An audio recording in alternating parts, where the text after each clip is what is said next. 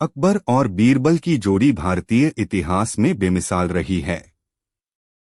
जहां अकबर शक्तिशाली, न्यायप्रिय और दूरदर्शी सम्राट थे, वहीं बीरबल चतुराई, बुद्धिमत्ता और विनोदप्रियता के प्रतीक थे। दोनों की मित्रता और उनके बीच के संवादों ने कई बार मुगल दरबार को आनंदित किया और कई बार देश के संकटों को भी टाल दिया। यह कहानी उस समय की है जब अकबर का साम्राज्य उत्तरी भारत के अधिकांश भागों तक फैल चुका था, लेकिन पूर्व दिशा में एक राजकुमार उसकी शक्ति को चुनौती देने लगा था। इस कठिन समय में बीरबल की कूटनीति ने न केवल युद्ध को टाला, बल्कि साम्राज्य को एक नई दिशा भी दी। पहला भाग, पूर्व का विद्रोही। बंगाल की सीमाओं के पास एक छोटा सा राज्य था, सुरग्राम। वहां का नवयुवक राजा राजकुमार अमर प्रताप अत्यंत साहसी, आत्ममुग्ध और क्रांतिकारी विचारों वाला था। वह अकबर की सत्ता को नहीं मानता था। उसने अपने राज्य में मुगल करों को देना बंद कर दिया, साथ ही अकबर के 2 राजदूतों को लौटा दिया और तीसरे को बंदी बना लिया। यह समाचार जब अकबर के पास पहुंचा तो दरबार में हलचल मच गई। सेनापति महावत खान ने तुरंत सेना भेजने की मांग की। हुजूर, यदि अभी नहीं चेते तो यह विद्रोह फैल जाएगा। अनुमति दें तो मैं 50,000 सैनिकों के साथ सुरग्राम पर चढ़ाई करूं, महावत खान ने कहा। अकबर ने गंभीरता से उसकी बात सुनी। उसी समय बीरबल भी दरबार में आ गए। बीरबल, तुम्हारा क्या विचार है? अकबर ने पूछा। बीरबल ने सिर झुकाकर कहा, जहां पनाह, तलवार से घायल किया जा सकता है, लेकिन मन को नहीं जीता जा सकता। शायद कुछ बातें तलवार के बिना भी सुलझ सकती हैं। क्या तुम इस संकट को युद्ध के बिना सुलझा सकते हो? अकबर ने पूछा। यदि आप आज्ञा दें तो एक प्रयास अवश्य कर सकता हूं, बीरबल ने आत्मविश्वास से कहा। दूसरा भाग, बीरबल का कूटनीतिक सफर। बीरबल अकेले ही सुरग्राम की ओर रवाना हुए। उनके साथ केवल एक सेवक और कुछ आवश्यक दस्तावेज थे। रास्ते में उन्होंने राजकुमार अमर प्रताप के जीवन, आदतों और विचारों की जानकारी जुटाई। सुरग्राम पहुंचने पर बीरबल ने वहां के दरबार में उपस्थित होने की अनुमति मांगी। सुरक्षा कर्मियों ने उन्हें दरबार तक ले जाया, जहां अमर प्रताप अपने मंत्रियों के साथ बैठा था। तुम कौन हो और क्या चाहते हो? राजकुमार ने कठोर स्वर में पूछा। मैं अकबर का दूत नहीं, बल्कि एक मित्र बनकर आया हूं। न कोई कर वसूली, न कोई धमकी, सिर्फ वार्ता के लिए, बीरबल ने मुस्कुराकर उत्तर दिया। राजकुमार आश्चर्यचकित था। अब तक वह अकबर के दूतों को केवल धमकी देते देख चुका था, लेकिन बीरबल के चेहरे पर न तो भय था, न घमंड। उसकी आंखों में विश्वास था। ठीक है, बोलो। क्या कहना चाहते हो? अमर प्रताप ने कहा। तीसरा भाग, संवाद की शक्ति। बीरबल ने बड़ी विनम्रता से बात की। राजकुमार, मैं जानता हूं कि आप अपने राज्य को स्वतंत्र देखना चाहते हैं। आप वीर हैं, परंतु यदि युद्ध हुआ तो दोनों पक्षों की हानि होगी। क्या यह बेहतर नहीं होगा कि आप मुगल साम्राज्य के अंतर्गत एक स्वतंत्र शासक की भांति शासन करें? आपको कर नहीं देना पड़ेगा, पर आप शांति बनाए रखेंगे। राजकुमार ने व्यंग्यपूर्वक हंसते हुए कहा, तो क्या मैं गुलाम की तरह स्वतंत्र रहूं? बीरबल ने कहा, नहीं, आप एक भागीदार की तरह। अकबर की नीति है, जोड़ो तोड़ो नहीं। आप उनकी परिषद में एक प्रमुख सलाहकार बन सकते हैं, अपने राज्य की उन्नति कर सकते हैं और एक बड़े साम्राज्य में महत्वपूर्ण स्थान पा सकते हैं। अमर प्रताप चुप हो गया। बीरबल ने उसे 3 दिन का समय दिया और उसी राज्य में ठहर गए। चौथा भाग, बीरबल की चालाकी। बीरबल ने 3 दिनों में नगर के लोगों से मिलना शुरू किया। उसने किसानों से पूछा, व्यापारियों से बात की, सैनिकों से संवाद किया। उसने पाया कि राजकुमार लोकप्रिय है, पर लोग युद्ध से भयभीत हैं। तीसरे दिन बीरबल ने राजकुमार को एक विशेष भोज के लिए आमंत्रित किया। भोज में केवल कुछ चुने हुए लोग थे, किसान, व्यापारी, सैनिक और मंत्री। भोजन के बाद बीरबल ने एक छोटी सी कहानी सुनाई। एक बार एक माली के बाग में दो सुंदर फूल खिले। एक फूल अपने रंग और गंध पर गर्व करता था और कहता था, मैं ही सबसे श्रेष्ठ हूँ, मुझे किसी का साथ नहीं चाहिए। दूसरा फूल बोला, मैं चाहता हूँ कि मेरी सुगंध सारे बाग में फैले। मैं हवा से मित्रता करूंगा, मधुमक्खियों से मिलूंगा। कुछ दिनों बाद पहला फूल मुरझा गया और दूसरा पूरे बाग की जान बन गया। बीरबल ने राजकुमार की ओर देखते हुए कहा, राजकुमार, मैं चाहता हूँ कि आप वह फूल बने जिसकी सुगंध सारे साम्राज्य में फैले। राजकुमार ने ध्यान से बीरबल की बात सुनी और भोज के अंत में कहा, बीरबल, तुमने जो कहा उस पर विचार करूंगा। 5वां भाग, दरबार में वापसी। 5 दिन बाद बीरबल लौटकर अकबर के दरबार में पहुंचे। सबकी निगाहें उस पर थीं। क्या समाचार लाए हो? अकबर ने पूछा। बीरबल मुस्कराया, जहांपनाह, अमर प्रताप अब मित्र है। वह दिल्ली दरबार में शीघ्र ही उपस्थित होगा। पूरे दरबार में सन्नाटा छा गया। फिर तालियों की गड़गड़ाहट गूंज उठी। कैसे संभव हुआ यह? अकबर ने जिज्ञासु होकर पूछा। बीरबल ने कहा, जहांपनाह, तलवार की धार तीखी होती है परंतु शब्द की मार गहरी। मैंने केवल संवाद का सेतु बनाया और उसने विश्वास की नींद पर चलना स्वीकार किया। 6ठा भाग, अमर प्रताप का आगमन। 1 सप्ताह बाद अमर प्रताप स्वयं दिल्ली दरबार पहुंचे।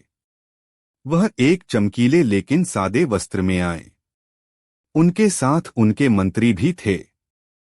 अकबर ने उनका भव्य स्वागत किया। राजकुमार, आपका निर्णय प्रशंसनीय है, अकबर ने कहा। अमर प्रताप ने कहा, जहांपनाह, आपके दरबार में मुझे डर नहीं, सम्मान मिला। और इसका श्रेय उस व्यक्ति को है जिसने युद्ध नहीं, शांति से मेरा मन बदला, बीरबल को। अकबर ने बीरबल की ओर देखकर कहा, बीरबल, तुम्हारी बुद्धिमत्ता और कूटनीति ने एक संभावित युद्ध को मित्रता में बदल दिया। तुमने एक बार फिर साबित कर दिया कि कलम की ताकत तलवार से अधिक होती है। अंतिम भाग, बीरबल की सीख। अकबर ने दरबार में बीरबल को सम्मानित किया। उन्होंने उसे राजनीति रत्न की उपाधि दी। बीरबल ने हाथ जोड़कर कहा, जहांपनाह, यदि हर संकट को शांति से हल किया जा सके तो धरती पर स्वर्ग बन जाए। राजकुमार अमर प्रताप ने भी दिल्ली दरबार में एक महत्वपूर्ण मंत्री का पद स्वीकार किया और उनके राज्य में भी प्रगति की नई लहर दौड़ पड़ी। इस घटना के बाद अकबर ने अपने सभी सूबेदारों और दूतों को आदेश दिया कि किसी भी समस्या का समाधान पहले संवाद से खोजें, फिर आवश्यकता होने पर बल का उपयोग करें। निष्कर्ष, यह कहानी केवल बीरबल की बुद्धिमत्ता की नहीं, बल्कि उस नीति की है जो आज भी विश्व को चाहिए, शांति, संवाद और समझदारी। बीरबल ने सिद्ध कर दिया कि यदि सही समय पर सही शब्दों का प्रयोग हो तो बड़े से बड़ा संकट भी अवसर बन सकता है। राजनीति केवल युद्ध की योजना नहीं, जनकल्याण की सोच होनी चाहिए। और यही थी बीरबल की कूटनीति, जिसने अकबर के साम्राज्य को तलवार से नहीं, भरोसे से मजबूत किया। मुगल सम्राट अकबर और उनके नवरत्नों में से एक बीरबल की कहानियां भारतीय जनमानस में आज भी लोकप्रिय हैं।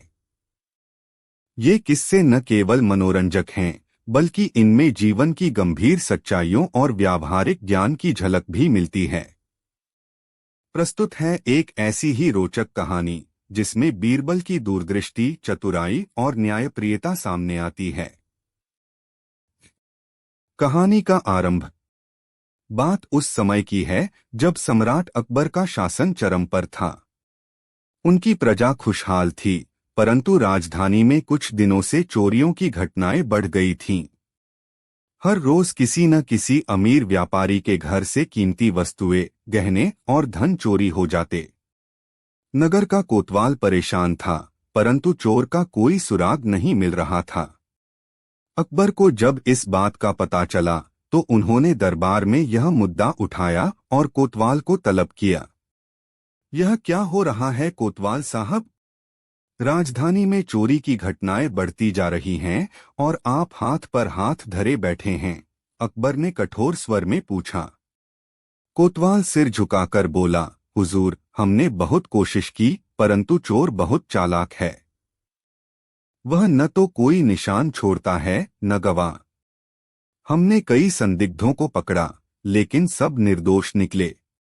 अकबर ने क्रोधित होकर कहा, अगर 7 दिनों में चोर नहीं पकड़ा गया तो तुम्हें पद से हटा दिया जाएगा। कोतवाल भयभीत हो गया। उसी समय बीरबल दरबार में उपस्थित थे। उन्होंने हाथ जोड़कर कहा, जहांपनाह, यदि आपकी अनुमति हो तो यह कार्य मैं अपने ढंग से करना चाहूंगा। अकबर ने कुछ सोचते हुए कहा, ठीक है बीरबल, इस बार तुम्हें यह जिम्मेदारी दी जाती है। देखता हूं तुम्हारी चतुराई इस बार क्या कमाल करती है।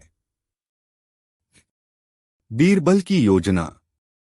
बीरबल ने सबसे पहले उन सभी घरों की सूची तैयार करवाई जहां चोरियां हुई थीं। उन्होंने हर परिवार से अलग अलग जाकर बात की और चोरी की रात का विवरण सुना।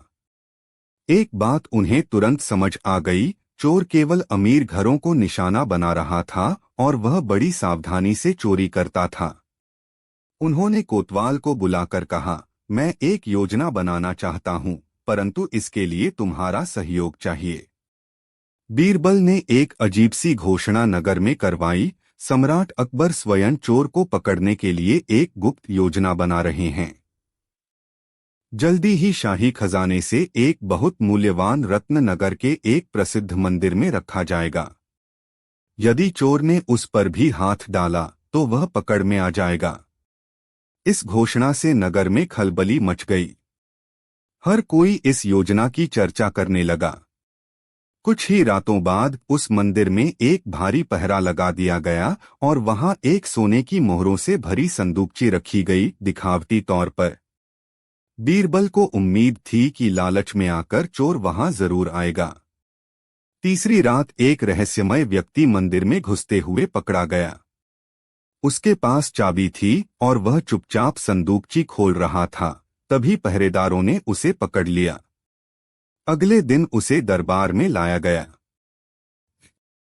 सच का खुलासा। वह व्यक्ति कोई और नहीं बल्कि कोतवाल का ही भतीजा था, अर्जुन।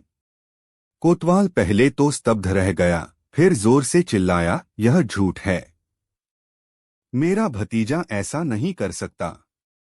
बीरबल ने मुस्कुराकर कहा, कभी कभी सबसे करीबी लोग ही हमें धोखा देते हैं, कोतवाल साहब। बीरबल ने दरबार में सबूत पेश किए। अर्जुन के कमरे से कई चोरी हुए गहने मिले थे, जिनकी पहचान पीड़ित व्यापारियों ने की। अकबर ने कोतवाल से पूछा, क्या तुम इस सच्चाई से इनकार कर सकते हो? कोतवाल ने आंसू भरे नेत्रों से कहा, हुजूर, मुझे विश्वास नहीं होता कि मेरा ही खून ऐसा कर सकता है। मैं लज्जित हूं। बीरबल ने कहा, जहांपनाह, मुझे शक तभी हुआ था जब मैंने देखा कि हर चोरी के बाद कोतवाल की सख्ती थोड़े समय के लिए कम हो जाती थी, जैसे कि वह जानबूझकर चोर को समय दे रहा हो। पर मुझे विश्वास था कि कोतवाल खुद नहीं बल्कि कोई उसका अपना इस काम में है। अर्जुन ही हर बार कोतवाल के कागजों और सूचनाओं का उपयोग करता था। अकबर ने गंभीर स्वर में कहा, कोतवाल, तुमने जानबूझकर नहीं परंतु अनजाने में एक अपराधी को मदद पहुंचाई। तुम्हारी लापरवाही के कारण यह संभव हो पाया। तुम्हें तुम्हारे पद से हटाया जाता है। बीरबल ने सुझाव दिया, जहांपनाह, अर्जुन को न्यायालय में दंडित किया जाए, लेकिन कोतवाल को केवल 1 माह के लिए निलंबित किया जाए। वह इस समय मानसिक पीड़ा से गुजर रहे हैं और उन्हें अपने कर्मों पर सोचने का अवसर मिलना चाहिए। अकबर ने बीरबल की सलाह मान ली। अंतिम संवाद और शिक्षा। उस दिन के बाद नगर में चोरियां पूरी तरह बंद हो गईं। बीरबल ने पुनः अपनी बुद्धिमत्ता और दूरदृष्टि से सबको चकित कर दिया।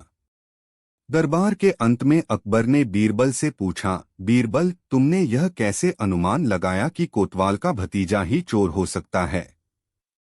बीरबल ने मुस्कुराकर उत्तर दिया, जहांपनाह, जब कोई चोर हर बार आसानी से बच निकलता है तो इसका अर्थ है कि वह अंदर की बातों से परिचित है, और जब ऐसे मामलों में बार बार विफलता हो तो हमें भीतर देखना चाहिए, बाहरी दुनिया से नहीं। अकबर हंस पड़े और बोले, बीरबल, तुम्हारी बुद्धिमत्ता के सामने एक दिन मैं भी हार जाऊंगा। बीरबल ने सिर झुकाकर उत्तर दिया, जहांपनाह, बीरबल तो केवल आपकी सेवा में है। आपके राज में सत्य और न्याय का साथ देना ही उसका धर्म है। शिक्षा। इस कहानी से हमें यह शिक्षा मिलती है कि जब कोई रहस्य उलझा हो तो केवल बाहरी सतह नहीं, उसकी गहराई में जाकर सोचना चाहिए। जो हमारे सबसे निकट होते हैं वही कभी कभी सबसे बड़ी चालें चलते हैं। साथ ही यह भी कि न्याय में सहानुभूति और संतुलन दोनों आवश्यक हैं। बादशाह अकबर और उनके नवरत्नों में सबसे चतुर बीरबल की कहानियां आज भी हर उम्र के लोगों को प्रेरित करती हैं। बीरबल की हाजिर जवाबी, न्याय बुद्धि और व्यंग्य से भरी बातें उसे इतिहास का सबसे लोकप्रिय पात्र बनाती हैं। प्रस्तुत कहानी बीरबल की 3 चुनौतियां एक ऐसी कथा है जिसमें बीरबल को 3 कठिन प्रश्नों का उत्तर देना पड़ता है और वह अपनी चतुराई से न केवल प्रश्नों का हल निकालता है बल्कि दरबार की मर्यादा को भी बचा लेता है। कहानी की शुरुआत। एक बार की बात है, सम्राट अकबर अपने विशाल दीवाने खास में दरबार चला रहे थे। अचानक दरबार में एक अजनबी दरबारी प्रवेश करता है। वह विदेशी राज्य से आया एक राजदूत था जो अपनी बुद्धिमत्ता के लिए विख्यात था। उसने सलाम ठोका और बोला, जहांपनाह, सुना है आपके दरबार में बीरबल नामक कोई बहुत चतुर मंत्री है। मैं उन्हें 3 प्रश्नों की चुनौती देना चाहता हूं। यदि वह उनका उत्तर दे सकें तो मैं उनके गुणों को स्वीकार करूंगा। अकबर मुस्कराए और बोले, हमारे बीरबल किसी भी चुनौती से पीछे नहीं हटते। बोलो, तुम्हारे प्रश्न क्या हैं? राजदूत बोला, मेरे 3 प्रश्न ये हैं। 1. आकाश में कितने तारे हैं? 2. धरती के केंद्र में क्या है? 3. ऐसे 10 व्यक्ति दरबार में दिखाओ जो पूरी तरह मूर्ख हों। अकबर मुस्कराए, लेकिन दरबार सन्न हो गया। ये प्रश्न सामान्य नहीं थे। सबकी निगाहें बीरबल की ओर घूमी। बीरबल बिना हिचक बोले, हुजूर, मुझे इन प्रश्नों के उत्तर देने के लिए 1 दिन का समय दें। अकबर ने अनुमति दे दी। प्रश्न 1, आकाश में कितने तारे हैं? अगले दिन बीरबल हाथ में एक भेड़ लेकर दरबार में आया। सब आश्चर्यचकित हो गए। बीरबल ने राजदूत की ओर देखते हुए कहा, आपका पहला प्रश्न था, आकाश में कितने तारे हैं? इसका उत्तर यह है, इस भेड़ के शरीर पर जितने बाल हैं उतने ही तारे आकाश में हैं। राजदूत हंस पड़ा, यह क्या मजाक है? तुम कैसे कह सकते हो कि ये गिनती सही है? बीरबल गंभीर होकर बोले, आप चाहें तो इन बालों को गिन सकते हैं और फिर आकाश के तारे भी गिन लीजिए। यदि संख्या मेल खा जाए तो ठीक, नहीं तो मैं अपनी भूल मान लूंगा। राजदूत निरुत्तर हो गया। वह जानता था कि यह असंभव है, न बाल गिन सकते हैं न तारे। अकबर हंस पड़े और बोले, एक प्रश्न का उत्तर तो पूरा और सुंदर मिला। अब अगला प्रश्न 2, धरती के केंद्र में क्या है? अब सबकी निगाहें बीरबल पर थीं। उन्होंने जमीन की ओर इशारा किया और बोले, जहांपनाह, धरती का केंद्र ठीक वहीं है जहां मैं खड़ा हूं। राजदूत फिर चौंका, इसका क्या प्रमाण है तुम्हारे पास? बीरबल मुस्कराया, यदि आप मानते हैं कि यह धरती का केंद्र नहीं है तो इसे सिद्ध कीजिए। आप जहां चाहें गड्ढा खुदवा लें और बताइए कि वह अधिक केंद्र में है या नहीं। जब तक आप इसे सिद्ध नहीं करते, तब तक यही धरती का केंद्र रहेगा। राजदूत की आंखें फैल गईं। उसकी चतुराई से भरी दलील ध्वस्त हो गई। उसने अपनी हार नहीं मानी, लेकिन उसने कोई उत्तर भी नहीं दिया। अकबर ने प्रशंसा में ताली बजाई और बोले, बीरबल, 2 प्रश्नों के उत्तर देकर तुमने इस दरबार की प्रतिष्ठा बचाई है। अब अंतिम और सबसे कठिन प्रश्न बाकी था। प्रश्न 3, 10 मूर्ख व्यक्ति दिखाओ। यह प्रश्न सबसे पेचीदा था। एक सभ्य दरबार में मूर्ख कहकर किसी को पहचानना एक जोखिम भरा कार्य था। लेकिन बीरबल मुस्कराए। जहांपनाह, मुझे 2 दिन का समय दीजिए। मैं इन 10 मूर्खों को लाकर दरबार में पेश करूंगा। अकबर ने सहमति दे दी। 2 दिन बाद बीरबल की योजना। 2 दिन बाद बीरबल एक बैलगाड़ी में बैठकर दरबार में पहुंचे। उनके साथ 7 व्यक्ति और थे। सभी के चेहरे पर अजीब सी मुस्कान थी। अकबर ने पूछा, बीरबल, केवल 7 लोग हैं? तुमने तो 10 मूर्खों की बात की थी। बीरबल बोला, हुजूर, ये 7 लोग और 3 और हैं, मैं, आप और यह राजदूत। दरबार में सन्नाटा छा गया। सभी सकते में आ गए। अकबर ने गहरी नजर से बीरबल की ओर देखा और पूछा, इसका अर्थ बताओ। तुम हमें और खुद को भी मूर्ख क्यों बता रहे हो?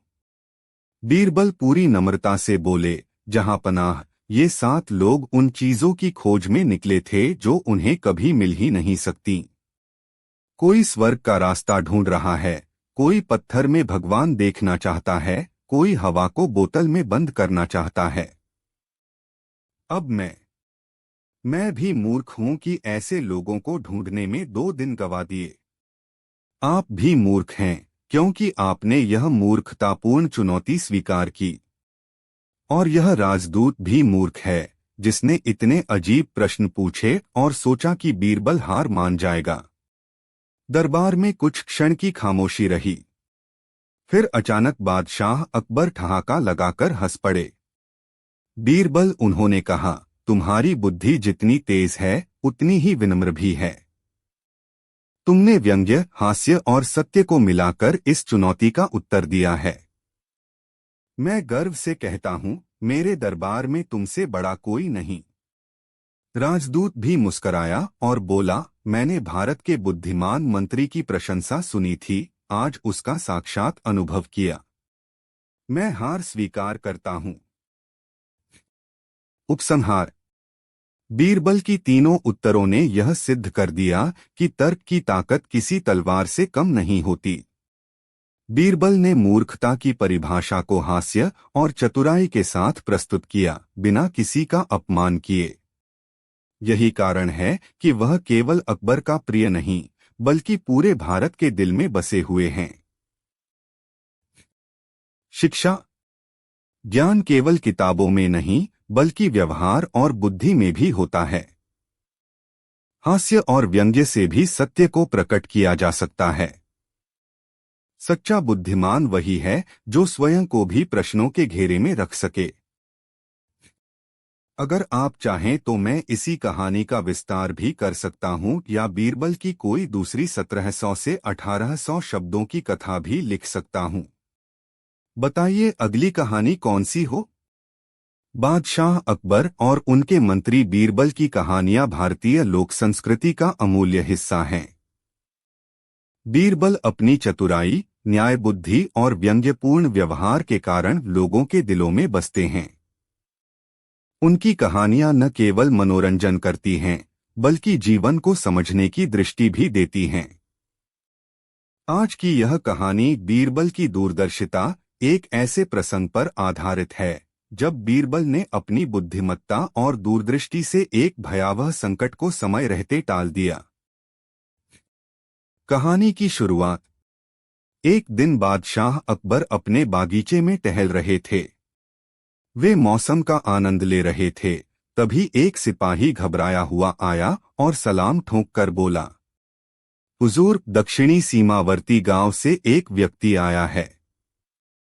वह कहता है कि उसके गांव में रहस्यमय घटनाएं हो रही हैं। अकबर चौंके।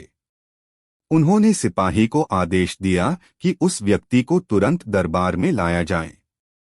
कुछ ही समय में एक बूढ़ा ग्रामीण व्यक्ति दरबार में पेश हुआ। उसके चेहरे पर चिंता और थकान साफ झलक रही थी। क्या समस्या है? अकबर ने पूछा। ग्रामीण हाथ जोड़कर बोला, जहांपनाह, मैं अपने गांव धोबापुर से आया हूं। वहां रातों को अजीब रोशनी दिखाई देती है, पेड़ पौधे जलते हैं, मवेशी गायब हो जाते हैं और लोग डर के मारे गांव छोड़ने लगे हैं। कुछ कहते हैं कि यह किसी जिन्न का काम है। दरबार में हलचल मच गई। बादशाह ने दरबारियों की ओर देखा, कोई है जो इस रहस्य से पर्दा हटा सके। बीरबल, जो चुपचाप बैठे थे, मुस्कराए और बोले, हुजूर, यदि आप आज्ञा दें तो मैं स्वयं जाकर इस रहस्य की जांच करूं। अकबर ने कहा, बीरबल, यह कार्य अत्यंत जोखिम भरा हो सकता है। तुम अकेले कैसे जाओगे? बीरबल बोले, जहां सच की खोज होनी हो, वहां डर का स्थान नहीं होता। मैं 2 सैनिकों और एक विश्वसनीय सेवक को साथ लेकर निकलूंगा। मैं वादा करता हूं कि सच्चाई सामने लाऊंगा। धोबापुर की यात्रा। अगले दिन सुबह बीरबल एक घोड़े पर सवार होकर अपने साथ 2 सैनिकों और सेवक गोपाल को लेकर धोबापुर की ओर निकल पड़े। रास्ता लंबा था, परंतु बीरबल की आंखों में जिज्ञासा थी। जब वे गांव पहुंचे तो उन्होंने देखा कि लगभग आधा गांव खाली हो चुका था। बचे हुए लोग डरे समे थे। रात में कोई घर से बाहर नहीं निकलता। बीरबल ने एक बुजुर्ग ग्रामीण से पूछा, यह सब कब से शुरू हुआ? बुजुर्ग बोला, 5 रात पहले एक तेज रोशनी आई थी। उसके बाद एक गाय गायब हो गई। फिर अगली रात एक पेड़ में आग लग गई, लेकिन सुबह तक कोई निशान नहीं था। ऐसा 3 रातों से हो रहा है। बीरबल ने गांव में रुकने की योजना बनाई। उन्होंने ग्रामीणों से कहा कि वे घबराएं नहीं, वह रात को पहरा देंगे। पहली रात की पहरेदारी। रात को बीरबल, 2 सैनिक और सेवक गोपाल पेड़ों की आड़ में छिपकर निगरानी करने लगे। आधी रात बीत गई जब अचानक दूर के जंगल में एक चमकती रोशनी दिखाई दी। बीरबल सतर्क हो गए। वे धीरे धीरे उस दिशा में बढ़े। रोशनी पास जाने पर बुझ गई। फिर किसी जानवर की चीख सुनाई दी। बीरबल ने सैनिकों से कहा, सावधानी से पीछा करो, लेकिन कोई आवाज मत करना। थोड़ी दूर पर एक झोंपड़ी दिखाई दी। वहां 3 आदमी बैठे थे, जिनके पास कुछ अजीब उपकरण थे, आग फेंकने वाला पाइप, दर्पणों से बना कोई यंत्र और जानवरों की खालें। बीरबल ने धीरे से एक सैनिक से कहा, इन्हें पहचान लो, ये गांव के लोग नहीं हैं। अगले दिन सुबह होते ही बीरबल ने गांव वालों की बैठक बुलाई और बताया, ये डरावनी घटनाएं किसी आत्मा या जिन्न का काम नहीं, बल्कि इंसानों का षड्यंत्र है। साजिश का खुलासा। बीरबल ने झोंपड़ी से पकड़े गए तीनों व्यक्तियों को गांव में लाकर सबके सामने पेश किया। उन्होंने दरबार में जाकर अकबर को भी आमंत्रित किया, जो स्वयं सच्चाई देखने आए। बीरबल ने तीनों से दरबार में सच बुलवाया। पहला व्यक्ति बोला, हुजूर, हम तीनों पास के राज्य से आए हैं। हमारा उद्देश्य था कि गांव में डर फैलाकर लोगों को भगा दें ताकि हम इस जमीन को हथिया सकें। दूसरे ने कहा, हमने रसायनों और दर्पणों का उपयोग करके रोशनी और आग का भ्रम फैलाया, फिर जानवरों को चुराकर बेच दिया।